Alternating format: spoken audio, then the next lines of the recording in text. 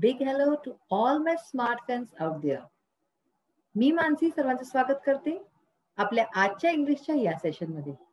आज आपण जी आपली पोयम आहे टू अ बटरफ्लाय हिला वाचू आणि समजू.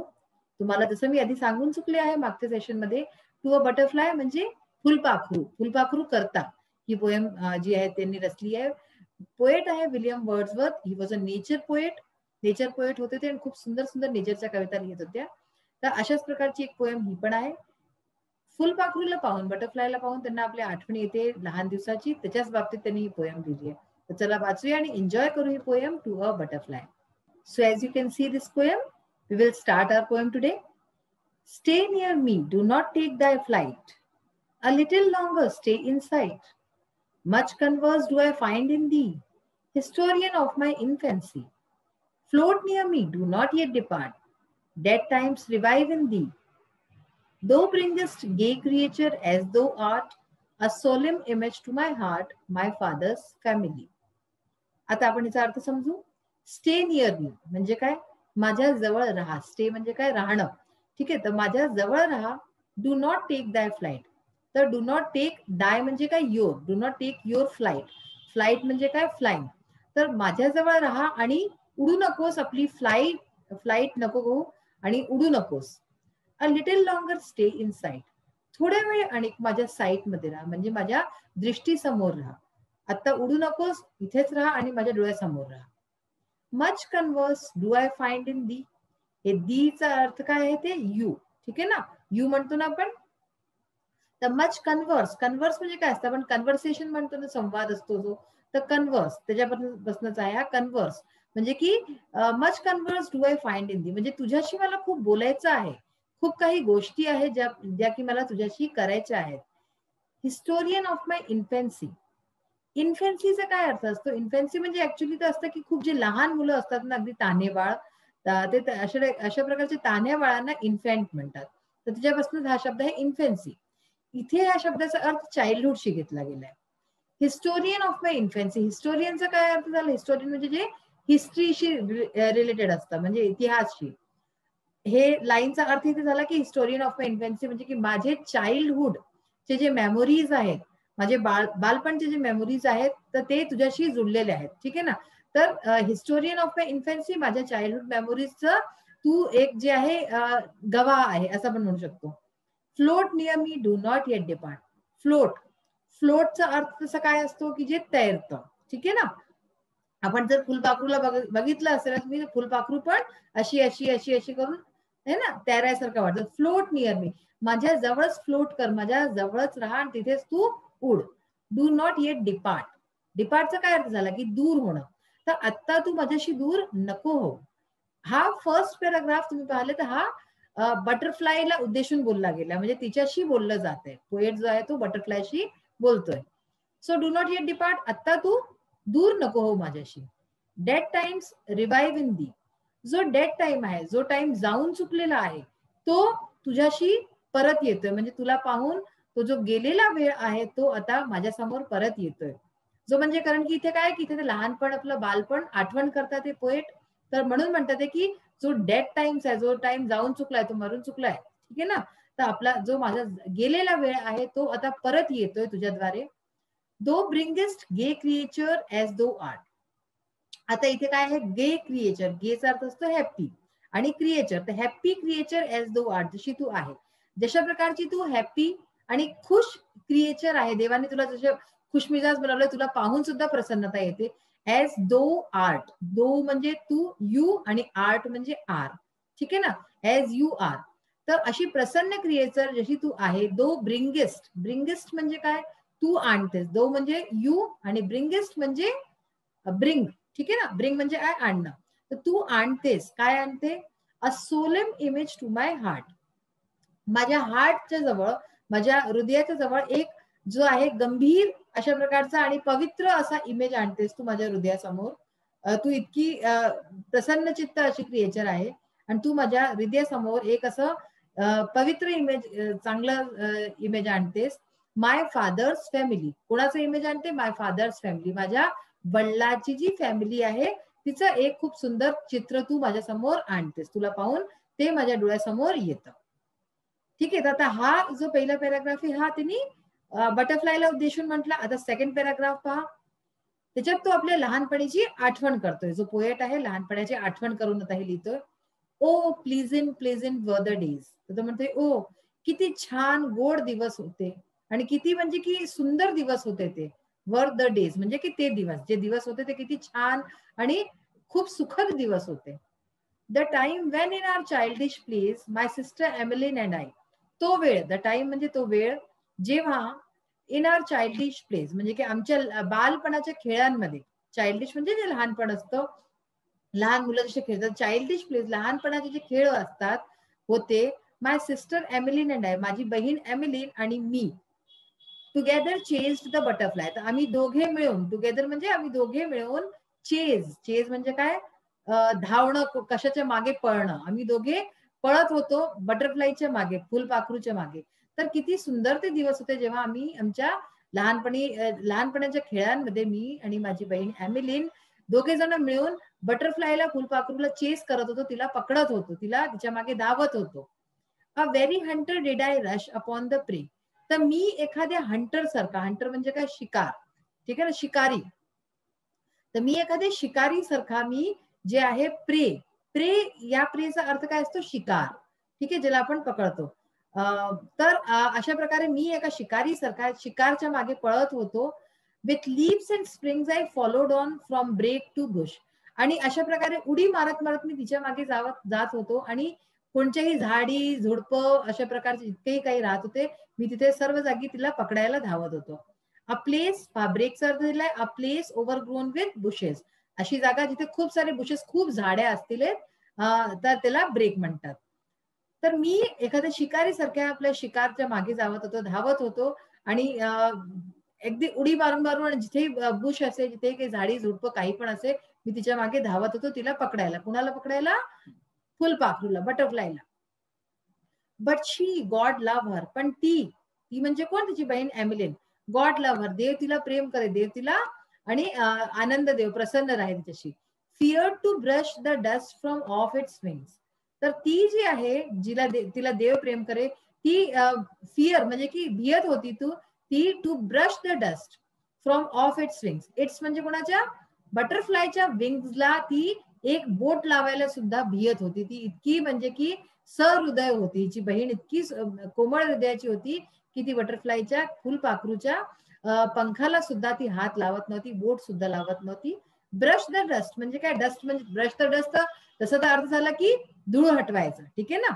पण इथे आहे की जे फुलपाखरू आहे तिच्या विंग्सला, तिच्या पंखांना ती एक बोट, एक हात लावायला सुद्धा भियत होती. ती अशी माझी बहीण, जिला देव खूप आशीर्वाद दे. तर अशा प्रकारे ही पोएम आपण वाचली, विलियम वर्ड्सवर्थ लिहिलेली. खूप सुंदर पोएम होती आणि आय होप की तुम्हाला समजतही आली असेल. बघा आता आपण याचं नेक्स्ट पार्ट बघूया. आता आपल्याला हे बघायचंय, sometimes the normal word order is change in the lines of a poem. हे आपण पाहिलेलं आहे की to emphasise something or to make the line sound better.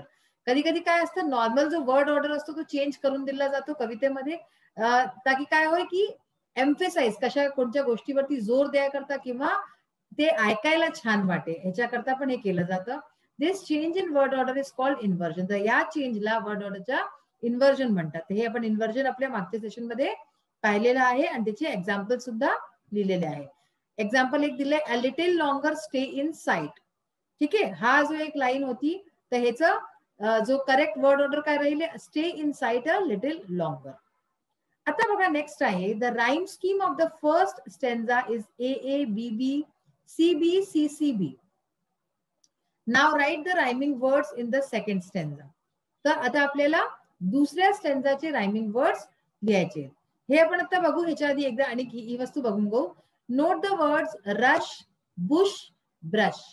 There spellings look similar. हे जे स्पेलिंग जे आहेत ते एकसारखे वाटतात, but the pronunciation of the words is different.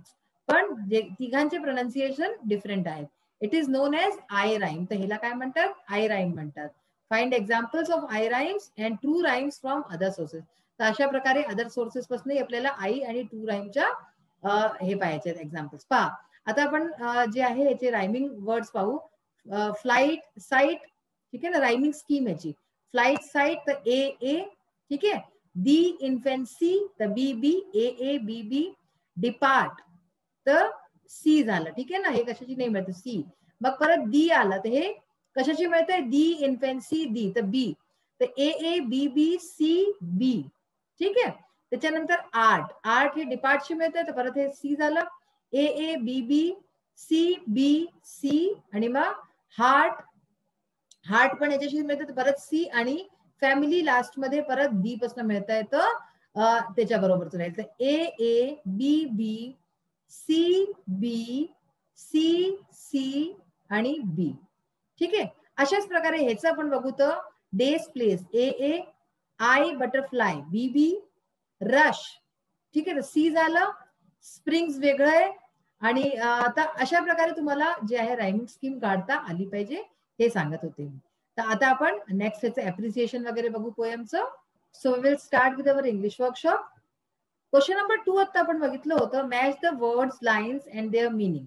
इथे मी काय केलंय, तुम्हाला आन्सर्स डायरेक्टली लिहून दिलेले आहेत. मॅच कसं करायचंय हे सांगून दिलंय आन्सर्स. तुम्ही क्वेश्चन जो आहे तो डायरेक्टली बुक मधनं बघू शकताय. Do not take thy flight, ह्याचं मिनिंग काय आहे, डू नॉट फ्लाय अवे म्हणजे तू आता उडू नकोस. Much converse do I find in thee, ह्याचा अर्थ काय आहे, I want to talk to you about many things. हे पहा, हे हा वाला पार्ट जो पहिला पार्ट आहे तो ए पार्ट आहे आणि दुसरा पार्ट आहे तो बी पार्ट आहे. ठीक आहे ना. तर आपण हे दोघांना ह्याचं मिनिंग दाखवलंय directly.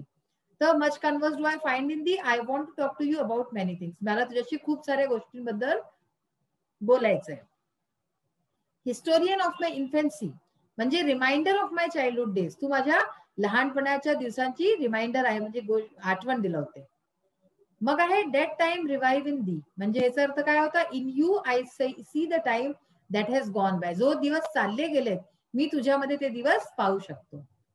A very Hunter did I rush upon the prey, याचा काय अर्थ आहे, I rushed upon the prey butterfly, तर मी जे आहे जो प्रे होता शिकार आहे बटरफ्लाय त्याच्यावरती मी धावत होतो त्याच्याजवळ. पहा आता थर्ड क्वेश्चन आहे, से हू म्हणजे काय, कोण, कोणी. ठीक आहे ना. तर who reminds the poet of his childhood, त्याला आपल्या लहानपणाची आठवण कोण दिलं होतं, तर butterfly. Who is afraid to touch the butterfly, बटरफ्लायला हात लावायला कोण अफ्रेड होतं, कोण भियत होतं, तर त्याची बहीण एमिलिन, पोएट्स सिस्टर. ठीक आहे ना. तर पोएट सिस्टर. नेक्स्ट आहे, who is like a hunter, hunter सारखा कोण होता, शिकार कोण होता, शिकारी, तर the poet is like a hunter. Is the poet's, who is the poet's sister, poet सिस्टरचंही नाव पोएम मध्ये आलेलं आहे, तर Emmeline is the poet's sister, हे एमिलिन तिचं नाव होतं. आता बघा, appreciation of the poem. Title, To a Butterfly, poet William Wordsworth. Theme, central idea. Central idea काय आहे पोएमचा बघा, the speaker of the poem, here the poet himself, poet स्वतः स्पीकर आहे पोएमचा, is a grown up person, तर तो एक मोठा माणूस आहे, who looks back to his childhood days, जो की आपल्या जुन्या काळाकडे, आपल्या लहानपणीच्या आठवणींकडे पाहतोय. The sight of a butterfly reminds him of the pleasant childhood days, तर जेव्हा तो एका बटरफ्लायला, फुलपाखरूला पाहतो, त्याला आपल्या लहानपणीच्या आठवणी येऊन जातात की किती छान दिवस होते ते. Reminds him of the pleasant childhood days he spend together with his sister, जे की त्यांनी आपल्या बहिणी बरोबर बितवलेले असतात. चेझिंग बटरफ्लायज, बटरफ्लायजचा फुलपाखरूंचा पिछा करताना on the country side. This is the theme of the poem, आणि हीच पोएमची थीम आहे. Figure of speech, inversion, tautology. Rhyme scheme, rhyme scheme काय पोएमची, the rhyme scheme of the first stanza is AA, BB, CB, CCB. The rhyme scheme of the second stanza, दुसऱ्या स्टँजाची rhyme scheme काय आहे, AA, BB, CA, CCA. ठीक आहे. तर हे तुम्ही verify पण करू शकता पोएम मध्ये बघून. नेक्स्ट आहे स्पेशल फीचर्स. स्पेशल फीचर्स काय पोएमचे, this poem is a lyric, ही पोएम एक लिरिक आहे. आता लिरिक काय असते, a lyric poem expresses the mood और emotion of a single speaker, जो स्पीकर आहे त्याचा मूड किंवा त्याचे इमोशन्स, त्याच्या भावना व्यक्त करतं, त्याला लिरिक म्हणतात. Here the poet himself looks back to his childhood days with great fondness, तर इथे जे आहे पोएट स्वतः आपले लहानपणाच्या दिवसांना खूप मेमोरीज बरोबर आणि खूप प्रेमाने आठवण करतोय. The site of a butterfly reminds him of the pleasant childhood days, जे एक तो फुलपाखरूला बघतो त्याच्याने त्याला आपले लहानपणाच्या आठवणी जे खूप छान असतात त्या आठवणी येतात, त्या परतसे रिवाईव्ह होऊन जातात. Days with his sister chasing butterflies on the country side. तर आपल्या बहिणी बरोबर जे लहानपण जे दिवस त्यांनी बितवले ते त्याला आठवण येऊन जातात एका फुलपाखरूला बघून. फेवरेट लाईन्स कोणची आहे पोएमची? Stay near me, do not take that flight, a little longer stay in sight. ही खूप सुंदर लाईन आहे. आणि दुसरं dead times revive in thee. तर dead times revive in thee, तुझ्या बरोबर डेट टाइम मध्ये रिवाईव्ह होतात. Why I like the poem, मला ही पोएम का आवडते? I like this poem for its simplicity, कारण की खूप सिंपल पोएम आहे. The happy days of childhood are portrayed here with great effect in a few lines. जे लहानपणाचे सुंदर छान आठवणी असतात, सुंदर छान दिवस असतात, ते इथे खूप सुंदर इफेक्टनी थोड्याशा लाईनीमध्ये, अगदी लहान पोएम आहे पण खरंच म्हणजे आपल्यालाही असं वाटतं की आपणही लहान बनून जावं परत. तर ह्याच्या कारणाने ही पोएम मला आवडते. तर हा पोएम जो आहे, आज आपला पोएमचा पार्ट संपलेला आहे. नेक्स्ट सेशन मध्ये परत लवकरच भेटूया. Till then bye, have a nice day. Thank you.